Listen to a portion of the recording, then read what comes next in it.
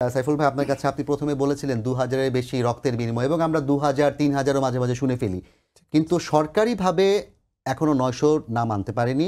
নাগরিক কমিটি কিংবা বৈষম্য বিরোধী ছাত্র আন্দোলন যে তালিকাটি যৌথভাবে করছিল সেখানেও ৯০০ পার হয়নি। তাহলে আমরা যে বারবার ২০০০ বলছি এটাও কি আমাদের এক ধরনের মানে অযোগ্যতা কিংবা ব্যর্থতা কিনা যে আসলে নামগুলো তালিকাটা আমরা এখন পর্যন্ত করতে পারলাম না? জানেন যে আমাদের অনেকগুলো হিসাব প্রতিদিন আপনাদের গণমাধ্যমে প্রকাশ করছেন।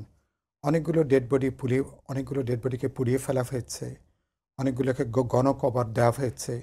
কিছু কিছু আমরা শুনতে পাচ্ছি নিখোঁজের তালিকাটাও তো আমরা পাইনি। নিখোঁজ আছে, ভাসিয়ে দেওয়া হয়েছে।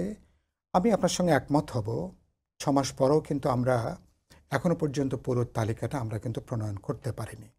সরকারের এদিকটা আমি মনে করি এটা তো আমাদের অভ্যুত্থানের বড় একটা দায়, কিন্তু এটা আমি প্রাইমারি মুক্তিযুদ্ধের পরে যেমন আমাদের মুক্তিযোদ্ধাদের তালিকা, আহতদের তালিকাকে আমরা জাতীয় কর্তব্য ছিল, যারা নিহত হয়েছেন তাদের তালিকা, আহতদের তালিকা, পঙ্গুদের তালিকা যারা আছেন, এটা কিন্তু একটা জাতীয় কর্তব্যের মতন।